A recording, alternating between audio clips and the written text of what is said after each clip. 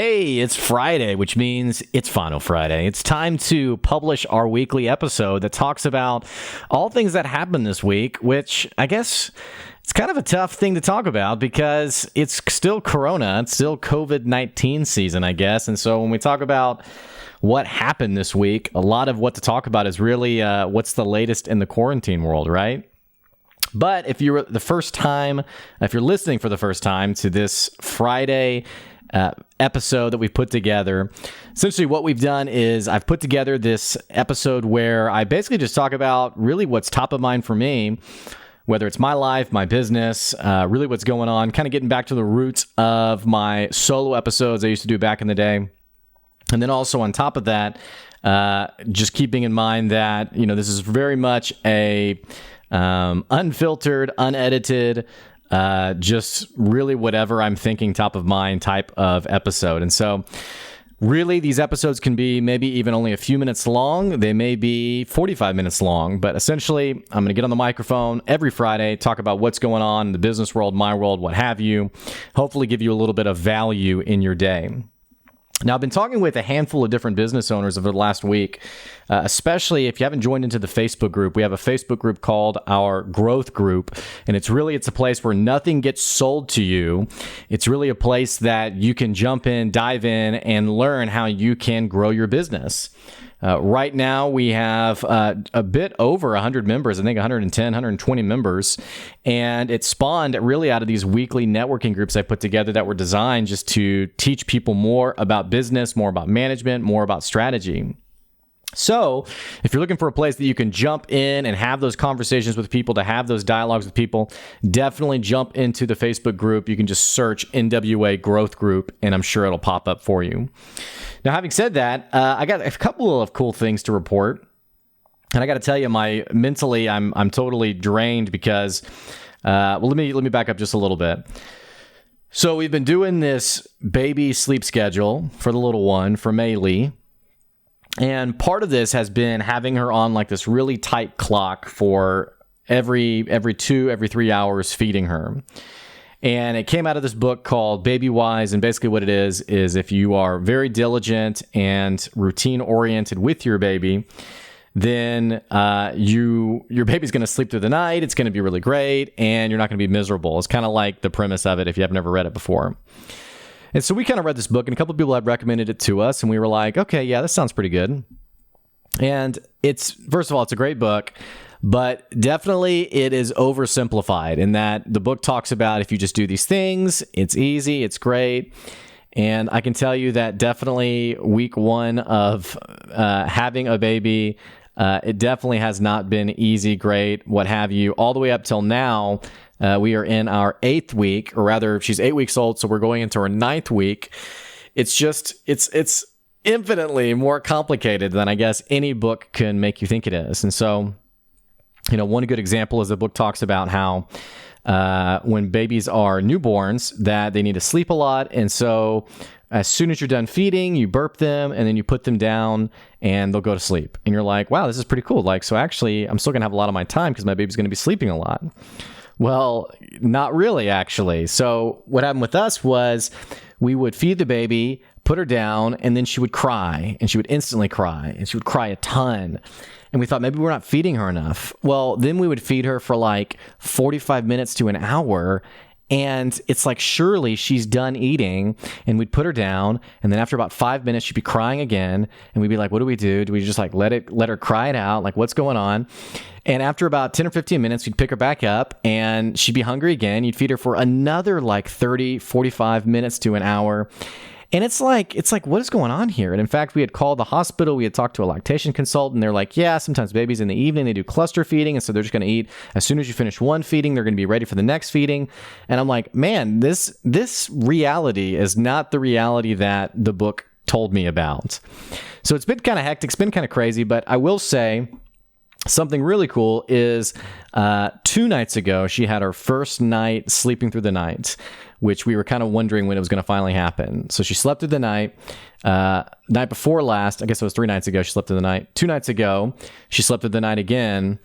And then last night, she was back with a vengeance. She did not sleep through the night. In fact, she was screaming, I think, at 2:30, maybe again at 3:30, maybe again at 4:30. And she like ate every single one of those times. I mean, she was just like, wreaking havoc on us.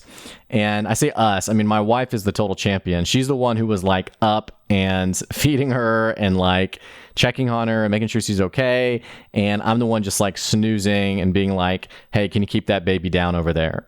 Just kidding. But kind of also like, oh my gosh, like this is insane. What is going on with this baby? All that to say, I'm kind of all over the place right now. So I have a couple of things I want to talk about. I don't know how well I'm going to articulate it, but I do want to talk about a couple of things.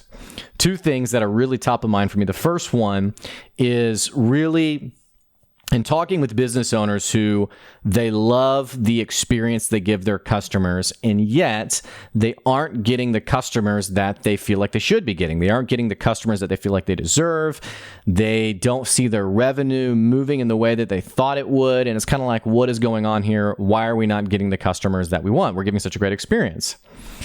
And part of this comes out of the fact that whenever I finish working with someone, whenever I finish having a contract with someone, and actually not even just when I'm finished working with someone, even when I'm working with someone, especially if it's a long-term client, what'll happen is I will send them a survey and I'll say, hey, be as honest as possible. I want to know what you think about working together.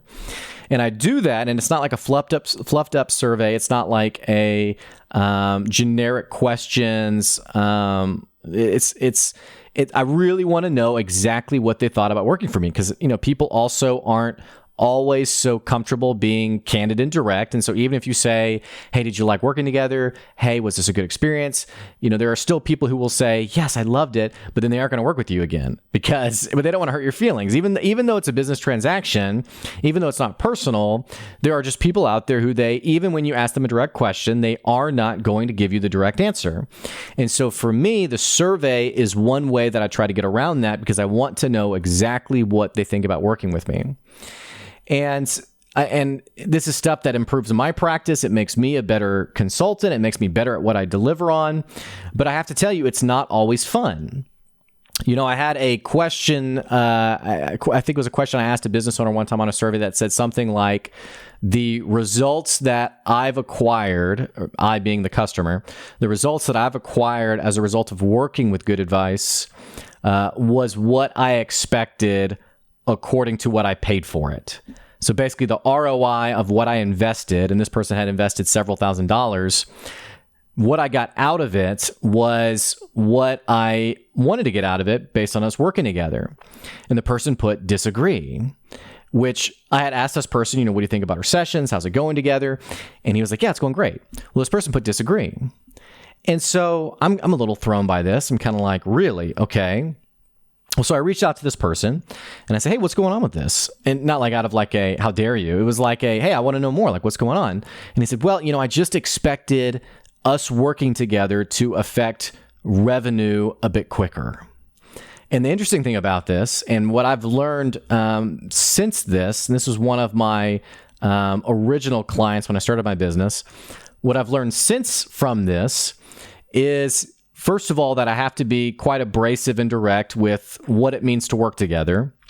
Because what had happened originally with this customer was I'd essentially told them, hey, there's this element of your sales strategy, your sales pipeline that you really need to develop and work out, because you're really not getting the customers that you want to get. And this person pushed back heavily on it and said, I'm not interested in that. I really want to work on this management piece instead. And he was thinking basically long-term, building out like this, he was thinking 5 years down the road, when I hire more people, what's that management structure going to look like? And so he's like, I want us to plan that out. And I said, respectfully, that is not relevant for you right now. You have only a small handful of employees. We don't need to worry about when you have 5 locations. We need to worry about making the one location as profitable as possible. And he said, well, this is what I'm hiring you for. This is what I want. This is what I want to do. And I said, okay, well, if that's what you want, that's what we're going to do.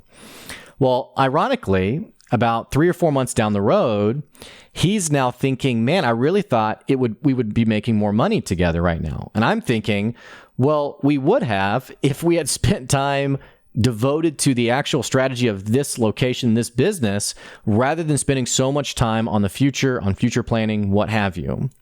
All this to say, when I got this point of feedback, I basically revamped our work together and said, okay, you know what? We're putting this management piece on the shelf. I'm going to redirect what we're doing, and we're going to get aggressive in talking about the revenue of the business. And so that survey response gave me an insight as to how I was not serving that customer. And it's not that person's fault for thinking, let's not focus on A, but let's instead focus on B. Your customers, all they know is what they can feel and touch and what's tangible to them. They don't necessarily they're not necessarily thinking about all these other things, which is why it's your job to, with graciousness, to guide them and direct them and inform them so that they can make the best decisions possible. Sometimes that means saying no and saying we're not doing it that way, or rather maybe not saying it that way. Maybe you say, you know what, here's what it looks like to work with me. These are some of the things that we work on, and these are some of the things we would not work on. Now you make an informed decision on if you want to work together. But getting feedback that is not exemplary, you have to keep in mind that getting feedback from your customers, it's not to stroke your ego. It's not to make you feel good about yourself. It's not for you to be able to take that survey and say, wow, look at me. It's so that you can improve and you can develop and you can be better in business. That's why you ask the survey questions. That's why you get feedback. That's why you do all of those things.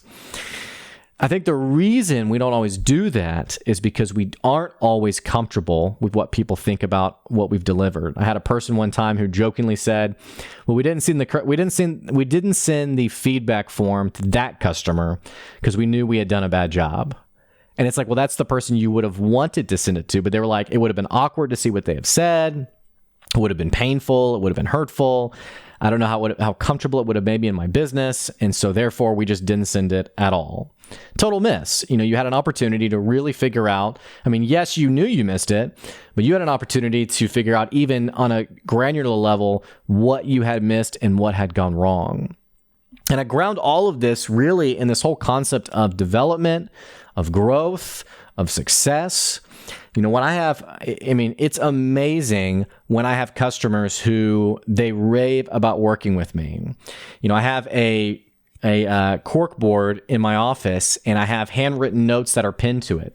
And it's handwritten notes from people who've worked with me, and not just worked with me, like as in terms of like employees, but clients who've worked with me and people who have written me notes with like some of the most kindest things. People have said, man, I could always count on you and your advice and your wisdom. And this is what you did for our business. And this is how you transform our team. And even comments that like are really, heavy comments that I'd be like, I wouldn't share with anyone, but like between me and that person, it's like, wow, I can't believe that us working together made that impact on you. So I have these things that are over here, but I have to also lean into the feedback that, when someone says like working with good advice was amazing, somewhat amazing, good, okay, terrible. When someone says good, or they say even okay, I can't now trash that feedback. My job is to now lean in and figure out, okay, I have to be better. I am 32 years old. I am literally at the start of, I think of myself at the start of my professional journey. I have a lot to offer. I have a long ways to go with this whole thing, which means I have to be aggressive in developing myself and growing myself and learning really my craft so that I can be a better business person. This comes with time. This comes with effort. This comes with energy. And obviously, it's tough to do when you're taking money from people. You want them to get their money's worth. You want them to know that they trusted the right person and that they invested in the right person. That's something that I think everyone has to have as one of their deep-seated values in their business. But you can't get tired of growing and being a learner and someone who wants to move forward in your professional journey. Hey, I hope you enjoyed this episode. That's really what was top of mind for me as I've been wrapping up some contracts and getting some feedback from my clients. Again, check out that Facebook group. And hey, if you've never checked out this podcast before, this is the first time maybe you're jumping into it, I'd ask you to go ahead and subscribe to it. Man, give this episode a 5-star review if you definitely enjoyed it, if you've been enjoying the podcast. And absolutely follow us on LinkedIn. You can check me out, Blake Binns, Binns. I'm pretty active on there. Or rather, I'll get back to being active on there at some point whenever the baby aggro wears off. Hey, I hope you're doing well today. Man, I hope you had an awesome week. Have a blessed weekend, and I will catch you later. See ya.